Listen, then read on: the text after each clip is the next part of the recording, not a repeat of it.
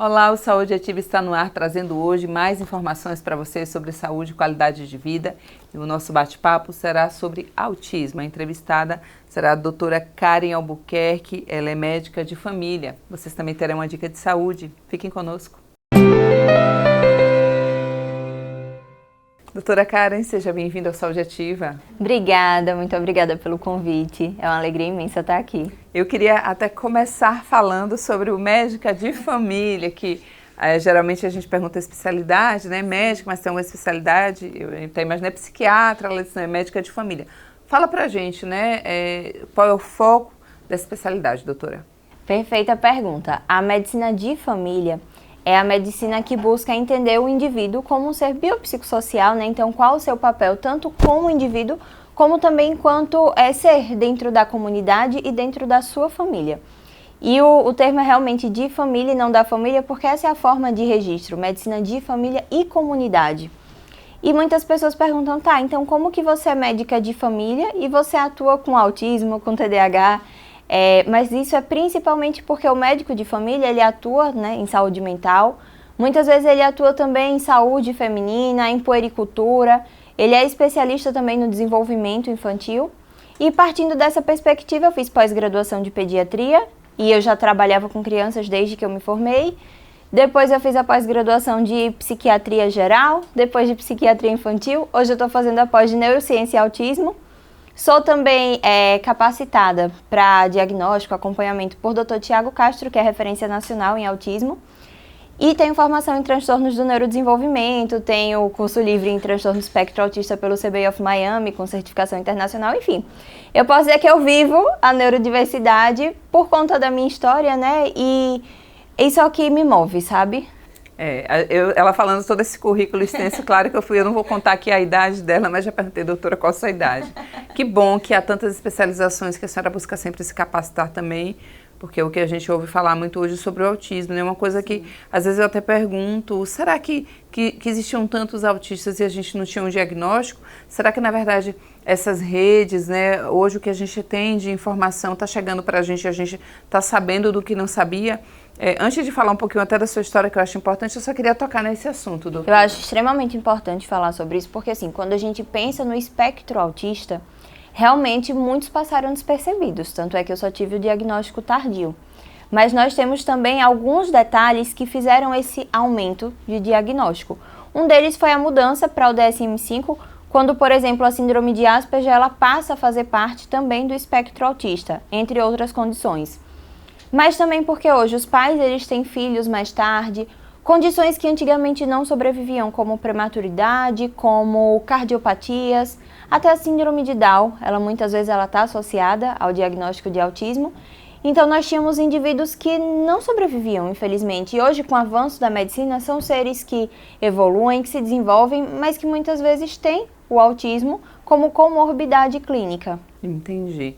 E doutora, a gente falando aqui, inclusive, antes de iniciar esse bate-papo aqui no programa, sobre essa relação, inclusive, do seu foco a partir do seu diagnóstico. Sim. Conta pra gente também um pouco, e eu perguntei até para ela aqui, o que é que você percebia de diferente? Eu acho que muitas pessoas podem se identificar, inclusive porque o seu diagnóstico foi tardio, né? Sim, sim. Eu sempre me percebi diferente.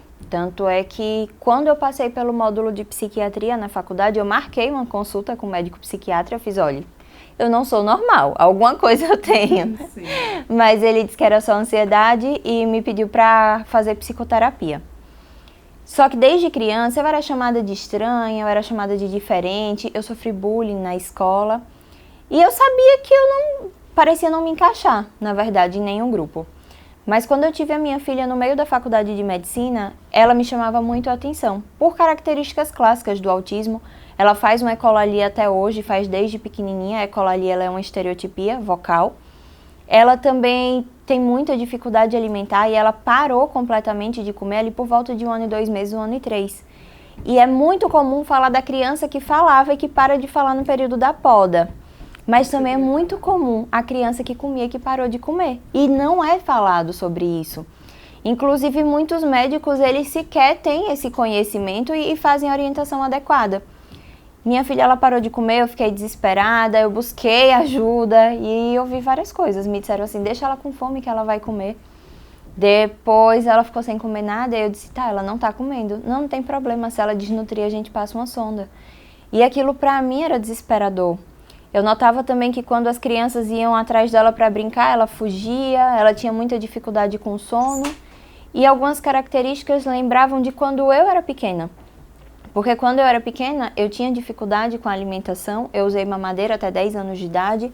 Eu era uma criança extremamente desastrada, e quando eu falo extremamente desastrada, eu lembro que eu não conseguia ir num restaurante que eu derrubava o copo de suco e meu pai brigava todas as vezes. Então eu já nem queria sair porque eu sabia que ia levar bronca. Eu não conseguia fazer nenhuma atividade física, eu corria mais devagar do que a minha irmã. Eu não sabia jogar bola, não sabia jogar vôlei. Era questão justamente da desmotricidade, do autismo, da hipotonia. E a questão postural é uma coisa que eu vivo tentando corrigir porque eu tenho hipotonia. E tantas outras características de dificuldade de comunicação, de socialização. Depois que eu saí da escola, uma professora encontrou comigo um período depois e fez, nossa, você fala. E a minha vontade era dizer sim, e você nunca achou estranho que eu não falava? Eu sempre falava muito baixinho, preferia realmente ficar no meu canto, quieta. Não fiz amizades ao longo da vida, até conseguia ali me relacionar com quem estava próximo, mas não conseguia manter, não sei criar vínculo. Às vezes eu vejo as pessoas fazendo piadinhas mesmo e eu não sei fazer aquilo. É algo que até hoje me gera um sofrimento. Sim. Além disso, quando eu ganhava um presente desde pequena, eu não sabia como reagir, né? Como demonstrar esse afeto, essa alegria. E até hoje parece às vezes que eu não gostei. Não é que eu não gostei, é que eu não soube me expressar. Não chorei no nascimento dos meus filhos, não chorei no casamento, não chorei no pedido de casamento. Aí meu marido chora em tudo, né? Aí ele faz, você é muito sem sentimento. Então, assim, são muitas características que elas vão aí passando despercebidas, mas eu falho no afeto. Eu tenho muita dificuldade de comunicação, de interação. O contato visual eu tive que treinar muito, porque quando eu comecei a atender crianças, eu não olhava nos olhos. E aí depois, como que eu ia botar no laudo se a criança olhou no meu olho ou não, se eu nem olhei no olho dela? Sim. Então, eu comecei a enxergar as dificuldades da minha filha e também as minhas dificuldades. Procurei muito o diagnóstico dela, não porque eu queria um diagnóstico, mas porque eu queria entender qual era essa dificuldade que ela tinha, que não tinha nome. E quando finalmente ela fechou o diagnóstico, eu falei, agora eu vou focar nisso para ajudar minha filha.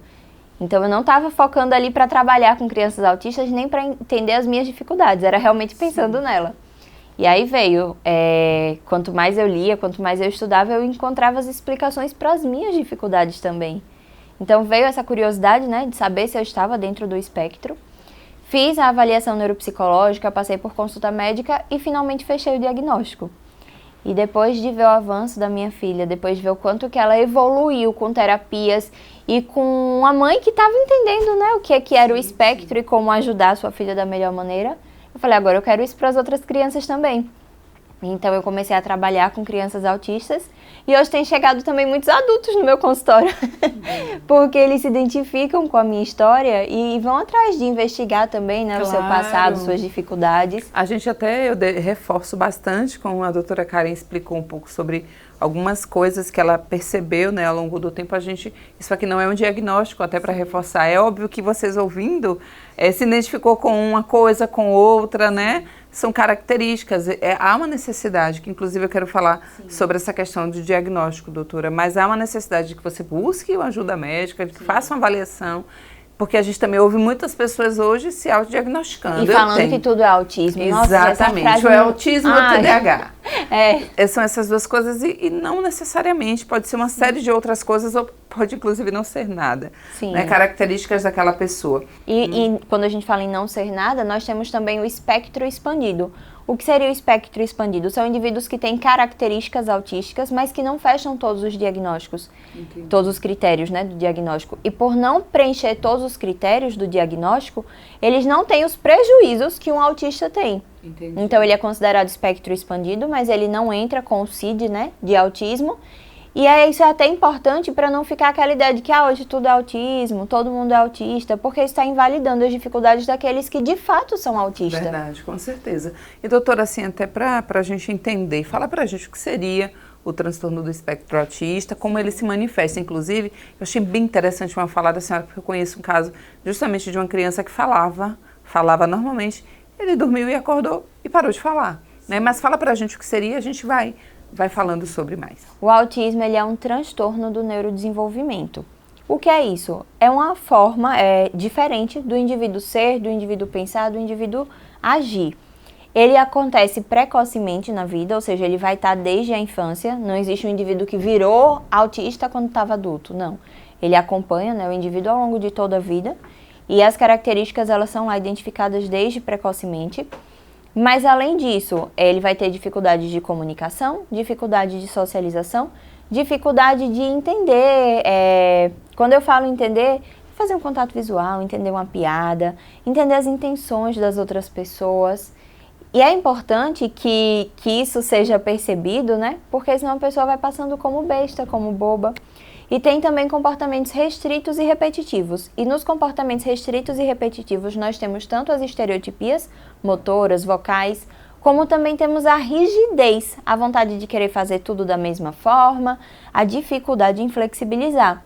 E justamente por essa rigidez, muitas mulheres que mascararam ao longo da vida recebem primeiro diagnóstico de toque, recebem diagnóstico de ansiedade, de depressão, quando na verdade essa ansiedade e essa depressão se desenvolveram justamente por um autismo que não foi visto ao longo da vida inteira. Entendi. É bem interessante isso, porque eu queria até que a senhora falasse para quem nos assiste, os papais, mamães. Muita coisa acontece ao longo da vida da criança e os pais acham normal. Eu fui para uma palestra, já tem uns 3 anos, e uma mulher, ela é autista, e ela soube isso com uns 20 e tantos anos também. Ela disse o seguinte, ela vivia reclusa. Ela mal falava e a mãe achava o máximo, porque a minha filha é mulher, não está aí no mundo, né? Eu não vou me preocupar, está em casa todos os dias, todas as noites. É bom a gente ficar alerta com os filhos pequenos, porque e se esse diagnóstico no começo ele muda muito ao longo da vida, seriam mais benefícios, vamos dizer assim. Quanto mais novo é dado o diagnóstico, maiores as possibilidades para aquele indivíduo. Tem até uma pesquisa científica, um estudo muito bom, uma meta-análise que foi feito com várias crianças, mostrando com qual idade que era seguro se fazer um diagnóstico. E foi visto que aquelas crianças diagnosticadas com 1 ano de idade, que é muito novinho, cerca de 50% realmente era, e 50% não era. Aquelas crianças diagnosticadas com 1 ano e 6 meses, 70 e tantos % mantiveram seu diagnóstico. E aquelas diagnosticadas aos 2 anos, 80 e tantos % mantiveram o diagnóstico ao longo da vida. Mas por que foi importante esse estudo? Para mostrar que mesmo aquelas que foram diagnosticadas com 1 ano, e que metade delas de fato não eram autistas, elas tinham outro transtorno do neurodesenvolvimento e se beneficiaram do diagnóstico precoce porque elas tiveram o quê? Intervenção precoce. Então, mais importante do que um diagnóstico é iniciar a intervenção. Mas ainda assim, quanto mais novo é iniciada essa intervenção, ou é feito mesmo que seja um diagnóstico preliminar, maiores as possibilidades daquela criança. Tem uma frase que eu amo que é a seguinte: tempo é cérebro. E é exatamente isso, quanto mais nova a criança começa a ser estimulada, maior a neuroplasticidade, maior a capacidade daquele indivíduo ganhar habilidades e desenvolver essas habilidades. Quando eu falo da criança que parou de comer ou da criança que parou de falar, a gente está falando de poda neural. E o que seria então essa poda neural? O cérebro da gente, ele passa por refinamento ao longo de toda a vida. Que são assim, apagar aquilo que já aconteceu e que o cérebro ele considera que não é necessário e manter aquelas informações que são necessárias. O nosso cérebro ele precisa disso, o nosso sistema nervoso. Mas a gente tem 2 grandes podas, que quando acontecem de maneira normal, a primeira está lá na infância, por volta de 1 a 3 anos de idade, e quando ela é anormal, ela está associada ao autismo regressivo. E a segunda grande poda, ela acontece no início da vida adulta, entre 16 e 18 anos de idade. E quando ela acontece também de forma errada, ela está associada à esquizofrenia. São transtornos que eles têm uma base genética em comum, inclusive indivíduos, né, que a gente vê na família, que uma família tem autistas, tem TDAH e tem outros transtornos aí mentais. Eles têm uma base genética comum. Então é bem comum que dentro de uma família nós tenhamos essa variedade, digamos assim, de transtornos.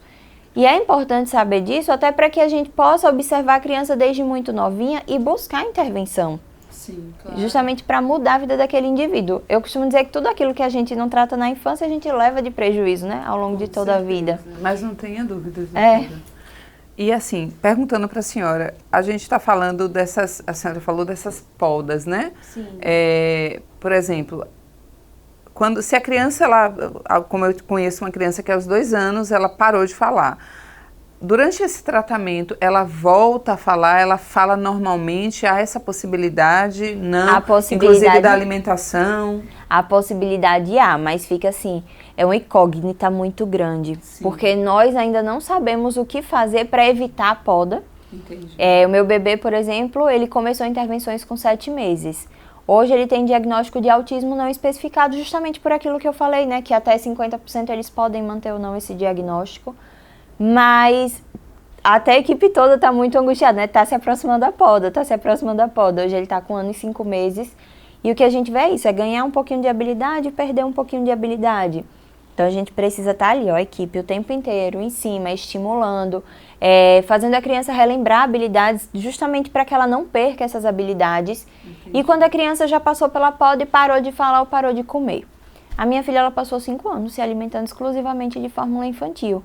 E para mim isso era uma angústia muito grande, até porque quanto mais eu estudava, eu via que quando falamos em TARI, que é o transtorno alimentar restritivo evitativo, e ela também tem esse diagnóstico, ele muitas vezes está junto com o autismo, tem indivíduos que evoluem para a morte, que não comem, que precisam passar uma sonda. Não sabia. E aí eu morria de medo da minha filha ser aqueles 1 ou 2%. Tanto é que quando ela começou a comer, ela olhou para minha cara e fez: mãe, eu pensei que eu nunca ia comer. E me emociona falar disso, porque por um período eu pensei que ela nunca ia comer. Então, por um período eu posso dizer que eu desacreditei da minha filha. Quando a gente fala da criança que não fala, eu tenho criança que até 6 anos de idade não falava nada, com 6 anos começou a falar. Eu estava em uma reunião de equipe multidisciplinar esses dias, quando eu ouvi acho que foi a terapeuta ocupacional, relatando uma criança que fez essa virada de chave aos 9 anos. E que todo mundo já pensava que a criança não ia conseguir. Então, assim, não tem uma idade para falar, ela vai falar com tal idade. O que a gente sabe é que a criança, ela precisa se comunicar. Então, muito além de uma fala, ela precisa expressar suas necessidades. Claro. O que a gente tem hoje de mais concreto é a comunicação alternativa aumentativa. Então, muitas famílias, elas ficam angustiadas. Ai, doutora, mas eu não queria fazer a comunicação alternativa porque eu quero que meu filho fale. Aí eu, não, mas então vamos tirar esse preconceito aí, porque o fato da criança fazer a comunicação alternativa não vai impedir ela de falar, pelo contrário. Vai tirar aquela ansiedade, vai aumentar repertório, né, de palavras, de fala. E aí, muitas vezes, a criança começa a falar ali pelo comunicador, vai entendendo a função, né, do falar. Sim. E daqui a pouco ela começa a vocalizar algumas palavrinhas. Eu vejo também muita criança que começa a vocalizar com música. E musicalização é sensacional quando a gente fala de transtorno do espectro autista.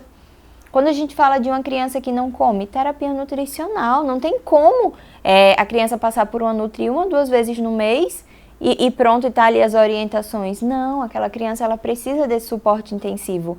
E é importante também falar sobre isso, porque muitas vezes os planos de saúde negam logo e falam, não está no rol da ANS. Sim, sim.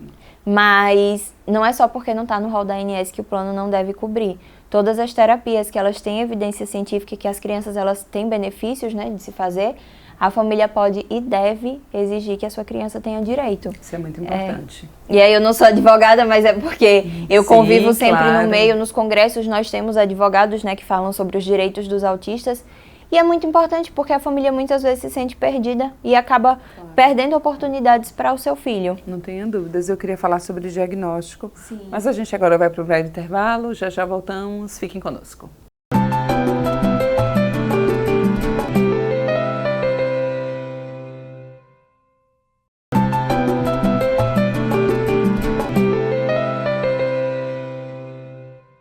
Estamos de volta aqui com o Saúde Ativa. O nosso bate-papo hoje é com a doutora Karen Albuquerque, ela é médica de família. Estamos falando sobre o transtorno do espectro autista. Se vocês perderam o primeiro bloco, é só ir lá no nosso canal do YouTube, colocar Câmara Municipal de Aracaju e vocês podem assistir o primeiro, a reprise deste programa e de outros. Semanalmente a gente traz aqui um entrevistado da área da saúde para falar um pouquinho sobre algum tema para você.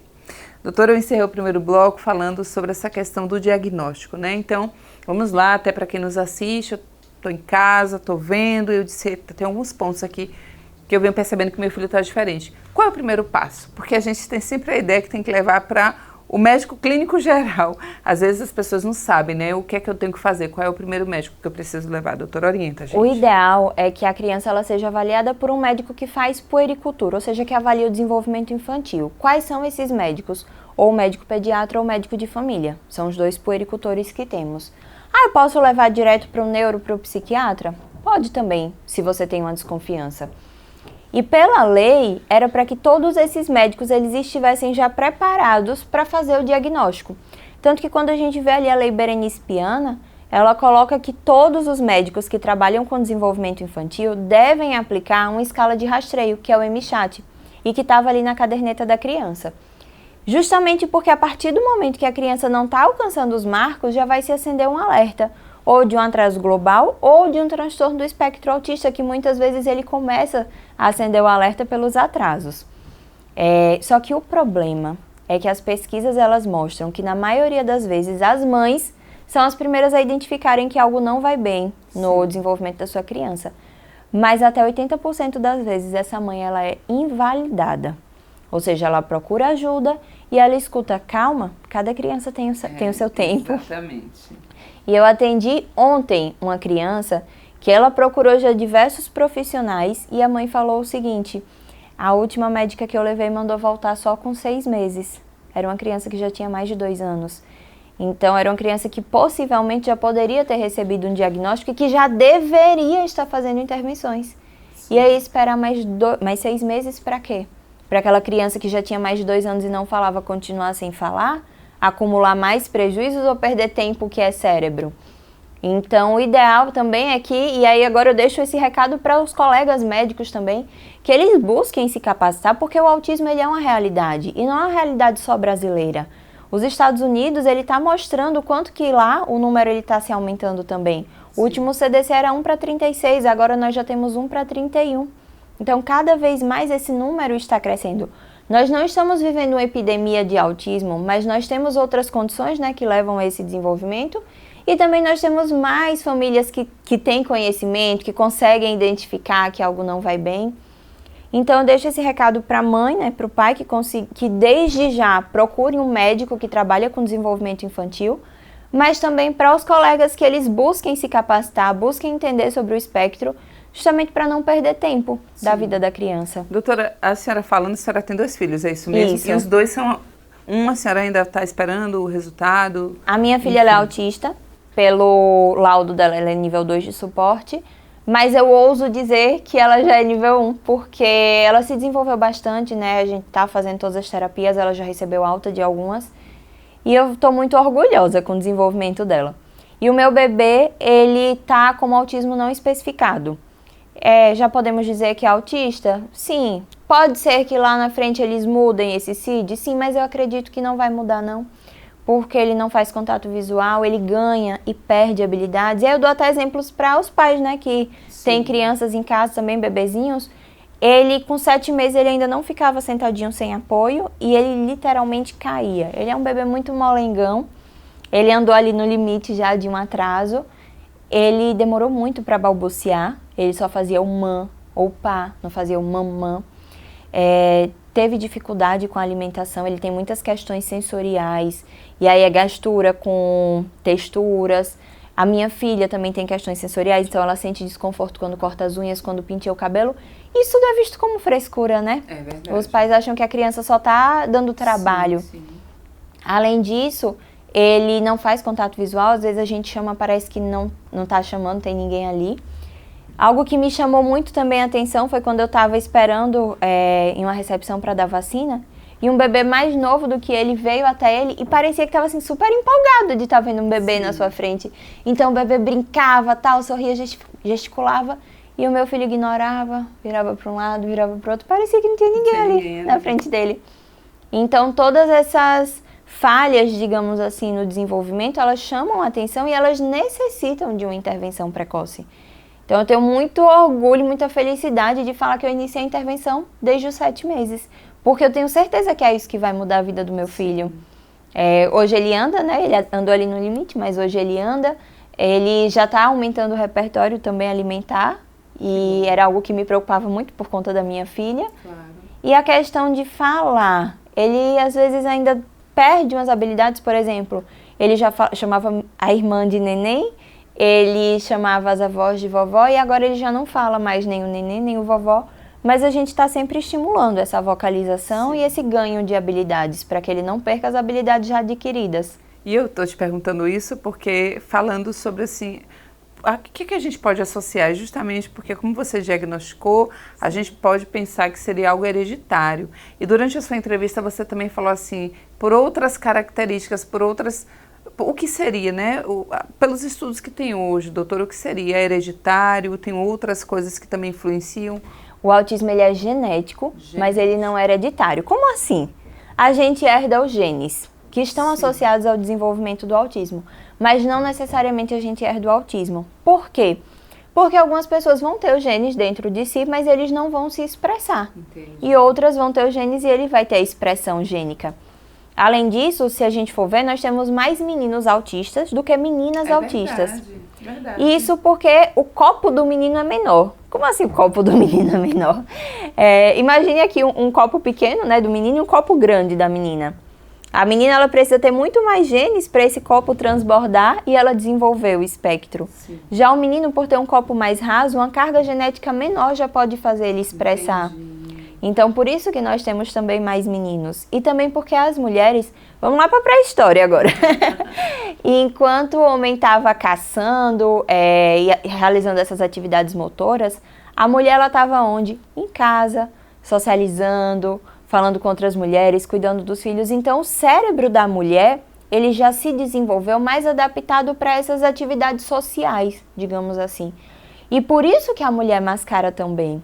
A menina autista, desde muito nova, ela olha para outra menininha ali do lado e ela vai imitando, ela vai tentando parecer normal, pertencer ao grupo. Esses dias a minha irmã levou a minha filha para uma festinha de aniversário e ela me mostrou. O iPhone, quando tira foto, ele pega aquele movimento, né? E aí é uma foto que na hora que ela tirou, a minha filha, ela olha para a amiguinha do lado e imita o mesmo movimento. E aí o movimento da foto pegou justamente isso. Então, essa imitação que a mulher vai fazendo, que é chamado de masking, de mascaramento. E isso muitas vezes atrasa um diagnóstico. Eu faço essa pergunta porque, por exemplo, você falou não é hereditário, mas é genético, né? E trazendo um pouco a sua história, porque aí a gente, também quem escuta, fica... seu pai ou sua mãe... Porque quando a gente fala genético, por exemplo, seus filhos tiveram, mas possa ser que os filhos deles não tenham, mas o filho do filho possa ter. Isso. É neste caso, né? Mas assim, sua mãe ou seu pai tiveram, você tem... A minha mãe, ela fechou o diagnóstico também. Fechou um diagnóstico tardio depois do meu. Foi mesmo? Foi. E antes do nosso bate-papo, doutora, a gente está falando sobre essa questão dos níveis. E em muitos momentos a senhora falou aí, eu sou nível 1, 2. Como é que avalia esses níveis? Antes até de responder essa pergunta, eu queria até saber... Eu fui para o médico, levei meu filho. Como é que vocês fecham esse diagnóstico? Você fala muito da equipe multidisciplinar. E aí a gente não entende, às vezes, como é que esse diagnóstico é fechado? É um exame de sangue, né? Um médico que avalia, até para a gente entender como é que funciona. Infelizmente, nós não temos exames para detectar o autismo. Nós temos alguns exames genéticos que vão avaliar se aquele autista ele tem uma genética desfavorável. Ou seja, alguma mutação, alguma alteração genética que leve a mais dificuldades, digamos assim. Mas ainda assim nós não fechamos o diagnóstico com estudo genético. O diagnóstico ele é clínico, se o indivíduo preencher os critérios do DSM, ele está dentro do espectro. Só que preencher os critérios do DSM, aí é que entra. Tem que ser feita uma investigação bem minuciosa, detalhada, para entender se aquelas dificuldades que ele enfrenta no dia a dia realmente estão dentro daqueles critérios ou não. Porque quando a gente vê lá comportamentos restritos e repetitivos, ok, uma criança que tem uma estereotipia, a gente já vai ver que tem um comportamento restrito e repetitivo. Mas uma outra criança que é muito rígida, que não aceita flexibilizar, que quer as coisas sempre da mesma forma. Aí uma mãe até veio pra mim e disse assim, o laudo que eu recebi foi baixa tolerância e frustração. Ela disse, isso é laudo, doutora?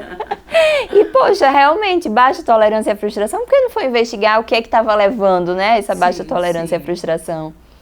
Então, nós temos a avaliação neuropsicológica, que é feita por psicólogo. Ela é muito importante, ela vai mostrar ali todo o perfil daquele indivíduo. Crianças muito novas, elas podem fazer, porém... Algumas vezes ela não está tão engajada e aí esse exame ele não vem tão fidedigno, porque a criança ela realmente precisa estar engajada para a gente ter essa visão, né, mais completa. Quando eu falo de crianças mais novas, eu gosto muito de aplicar escalas de desenvolvimento, onde eu vou entender se ela está tendo atrasos, onde que está tendo atrasos e como a gente vai investigar e intervir, né, adequadamente. E lá no meu site nós temos alguns testes. Então, no meu Instagram, é só acessar lá, já fica o link, né, do site. E lá no meu site tem testes. Ah, mas os testes dão diagnóstico? Não. Mas muitas vezes eles são o primeiro passo para aquele indivíduo que tem uma curiosidade, né? Então, nós temos lá teste do coeficiente autístico, tanto para adulto quanto para criança. Lá também tem um teste para o TDAH e o coeficiente de empatia. É importante fazer tanto para ir tirando a curiosidade, para ver se vale a pena uma investigação mais profunda, até para que a partir dali eles possam buscar ajuda, tanto médica como de equipe multidisciplinar. Importante. A gente aqui ao longo da programação colocou o Instagram da doutora e com certeza, assim, terminando a gravação, eu vou lá também para todo mundo ficar curioso. A gente vai para uma dica de saúde, doutora, voltamos já já, e eu queria voltar falando justamente sobre essa questão dos testes, tá bom? Assistam aí.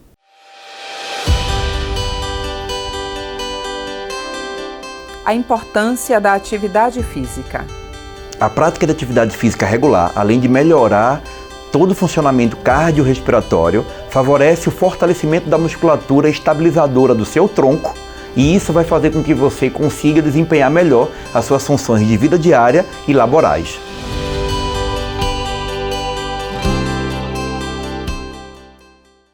Doutora, importante falar sobre essa questão do teste. A senhora enfatizou aí, olha, eu tenho um site, você pode fazer um teste sobre o autismo, o TDAH, mas não fecha diagnóstico. Isso. E era uma pergunta que eu ia justamente fazer, porque, inclusive nas redes sociais, nas plataformas que a gente acessa com frequência, às vezes você está rolando tela e vem lá, venha, faça aqui o teste para descobrir se você é. Sim. E muitas pessoas estão pegando ali, achou que é o diagnóstico que eu tenho, e levar isso para a sua vida. E não é. É importante reforçar. E uma coisa que eu falo muito para os pacientes, mais importante do que o número que vai estar ali no teste são as respostas.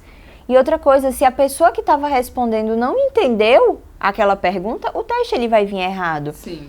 Então, mais importante do que o valor total é saber como que esse indivíduo consegue enfrentar as situações sociais, se ele realmente tem dificuldade de se comunicar, de interagir, se tem tendência ao isolamento, como que a rigidez, a impulsividade desse indivíduo. E eu falo isso porque quando você trouxe aquele exemplo, né, da moça que gostava de ficar mais reclusa e que teve um diagnóstico também tardio, eu acredito que muita gente olhava pra mim e fazia, nossa, mas que sorte, né? Porque ela não interage com ninguém, eu não quis ter festa de 15 anos e eu lembro que no meu aniversário de 15 anos me levaram pra comer e eu levei um livro e fiquei lá fazendo questão. Então eu tava ignorando todo mundo que tava ao meu redor. Mas para quem estava de fora, estava pensando que sensacional, ela vai tirar notas boas, ela vai passar no vestibular e tá tudo certo. E a verdade é que ali eu estava ficando mais reclusa, ali eu estava perdendo socialização, eu me sentia cada vez mais não pertencente e isso gera impactos psicológicos. Sim.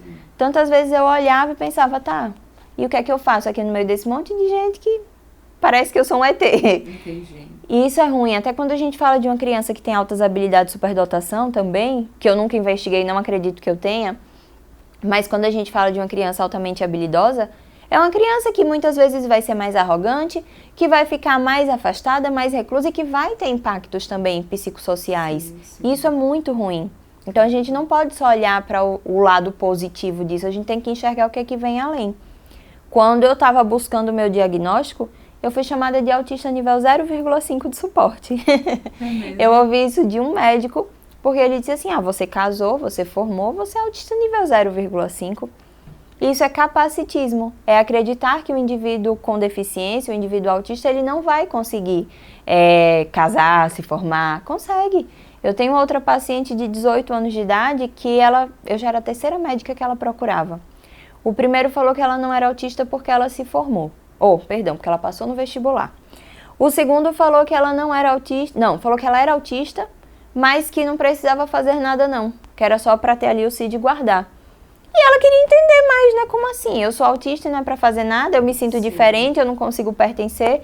Então, o que é que ela buscava? Ela não buscava mais um laudo, ela buscava se compreender, ela buscava acolhimento, e é muito importante esse olhar sensível.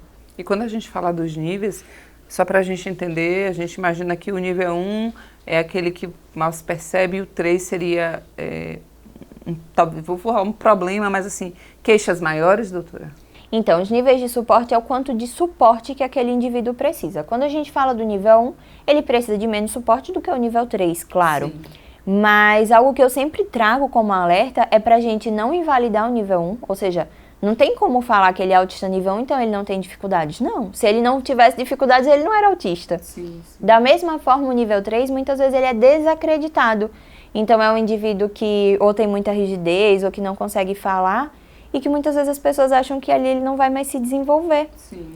Nós temos, inclusive, alguns autistas de nível 3 que têm deficiência intelectual associada e que ganham muitas habilidades, sim. Talvez de uma maneira mais lenta, mas que eles conseguem. Então, a gente precisa focar na autonomia, focar nas possibilidades daquele indivíduo e nunca desacreditar das suas capacidades. Claro. Até porque, como eu disse, eu tinha pacientes que não falavam, que eram nível 3 e que com estimulação adequada, intensiva, eles conseguiram passar para um nível 2, que com fé em Deus vão conseguir passar para um nível 1 de suporte. Da mesma maneira, eu tenho uma amiga médica que durante a pandemia ela passou para o nível 2 de suporte, porque estava reclusa, porque estava sem apoio. Então é importante entender os níveis justamente para que naquele momento a gente consiga oferecer o maior apoio. Não para fazer uma briga de quem precisa mais, de quem precisa menos, não existe mais ou menos autista. E também para que a gente possa acolher da melhor maneira esses indivíduos. Doutora, quando a gente fala, inclusive, já vi que é uma equipe multidisciplinar. A descoberta do autismo, do transtorno do espectro autista não é feito por uma única pessoa, é uma avaliação de uma equipe multidisciplinar, seja lá qual nível vai estar, né, de 1, 2 ou 3, mas assim, é um cuidado que essa pessoa vai precisar para o resto da vida dela, ou não, se é nível de suporte 1, é um tratamento que dura um tempo, mas depois ela segue. Como é feita, inclusive, essa questão? O autista ele vai precisar de suporte a vida inteira, Então, mesmo quando ele vai para a vida adulta, por exemplo, uma criança nível 1 que precisou de uma fono mais cedo, seja por questão de fala mesmo, de não articular bem as palavras, ou de alimentação, e que depois ela deixa de ter o acompanhamento com a fono, possivelmente ela vai precisar ao longo de toda a vida de um psicólogo, inicialmente psicologia ABA, depois uma terapia cognitivo-comportamental, por exemplo. Ela muitas vezes vai precisar de uma terapia neurofuncional pela hipotonia, que sempre está tão associada. E aí, além de uma fisioterapia neurofuncional, atividade física. A atividade física é fundamental quando a gente fala de espectro autista. E eu falo isso porque muitas vezes isso nem está na prescrição médica. Entendi. Muitos colegas, eles nem lembram disso. E a atividade física, ela tanto pode ser trabalhada dentro dos objetivos da terapia ABA, como ela pode ser utilizada para gerenciamento de crises. Ela atua na hipotonia, enfim, são só benefícios, né? Além de deixar o corpo em movimento, o corpo ativo. Então, a atividade física, ela também é fundamental. E falar de equipe multi é muito complexo. Sim. Porque nós vamos ter diversos profissionais que eles estão aí para agregar. Sim. Doutora, quando a gente fala sobre essa questão da escola, do cuidado, é importante também que a gente tenha profissionais capacitados, né? Demais. Porque eu ouvi já queixos também de pessoas que tiveram, porque em alguns casos, se a pessoa tem uma condição, ela vai para uma escola onde tem um profissional capacitado para atender aquela necessidade. Mas se não, é uma criança que, assim, a escola busca tratar igual a todos, mas ela precisa de um acompanhamento ali direcionado.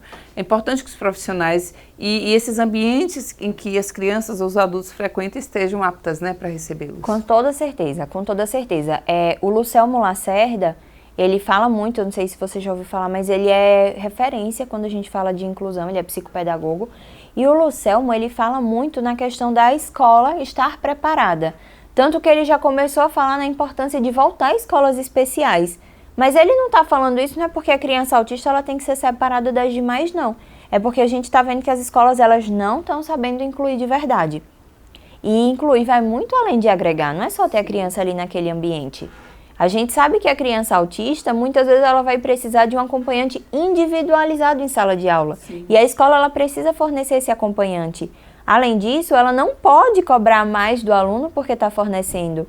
E eu tenho pacientes que a escola fala que não vai fornecer e que se fornecer os pais vão ter que pagar. Isso não existe. Quando a gente fala também de PEI, quantos PEIs de gaveta as famílias estão recebendo? Então, eu tenho um trabalho muito forte junto com a doutora Kedna Macau, ela é psicopedagoga também, referência em inclusão, que a gente faz capacitações para a escola justamente para promover esse processo de inclusão, né, de elaboração de um PEI, de IPEI e de adaptação curricular, porque também são duas coisas diferentes. Sim. E a gente, como eu falei, né, eu vivo muito a neurodiversidade, então eu não sou só médica, eu sou palestrante em congressos e eu palestro sobre as minhas dificuldades, sobre as dificuldades dos outros, trazendo mais conhecimento. Eu sou escritora, agora nesse mês de setembro nós vamos ter o lançamento do Manual do TDAH, que eu sou coautora. No mês de outubro vamos ter o lançamento do Simplificando o Autismo 2, do Dr. Tiago Castro, que é referência nacional e que eu também sou coautora. E o meu livro, que é o livro da Neurodivergentes, o potencial além do diagnóstico, falando justamente sobre a neurodiversidade e a importância desse olhar, desse acolhimento. O Lucelmo, que eu falei, ele prefaciou o meu livro. Tiago Castro, ele escreveu. Rafael Rangel, que é um neuropediatra focado em TDAH, ele também escreveu no meu livro. A Kedna coordenou junto comigo e junto com Kátia Albuquerque, que é minha mãe advogada. Então, assim, nós buscamos unir ali um monte de profissionais. Nós temos vários profissionais aqui do estado que escreveram nesse livro. Sim. E de fora também, trazendo esse conhecimento para que as famílias elas possam realmente entender o que vem, toda aquela carga, né, que vem junto com o autismo, mas o que é que eu posso fazer para ajudar o meu filho da melhor maneira? Claro. Doutora, eu ficaria horas aqui, dias, a pauta a gente acabou nem seguindo, mas assim, para fechar, eu queria que a senhora falasse para quem nos assiste, né, que está com essa dúvida, o que acabou de receber o diagnóstico, a gente sabe que não é fácil, né, porque existem até preconceitos em relação a isso, mas para acalmar esse coração e falar que sim, que pode haver um acompanhamento e que as coisas podem ser diferentes da visão do que elas estão tendo. O autismo, ele não é o fim. O autismo, ele é o ponto de partida. Eu costumo falar muito, olhe para minha filha, olhe o quanto que ela evoluiu depois do diagnóstico. Então, ali foi o nosso ponto de partida para entender de onde que vinham essas dificuldades e o que é que a gente pode fazer para melhorar a vida daquela criança. Então, meu recado é esse, não desacredite da sua criança, não ache que o diagnóstico vai ser o fim, mas sim que a partir de agora você vai ter todas as ferramentas para que a sua criança possa se desenvolver da melhor maneira possível. Muito bom, doutora. Muito importante a sua participação e podemos marcar outros momentos para que a gente possa especificar mais, falar sobre o TDAH, enfim, outras coisas também. Muito obrigada. Eu agradeço. Em breve, Saúde Ativa estará de volta, trazendo para você informações importantes sobre saúde e qualidade de vida. Até lá!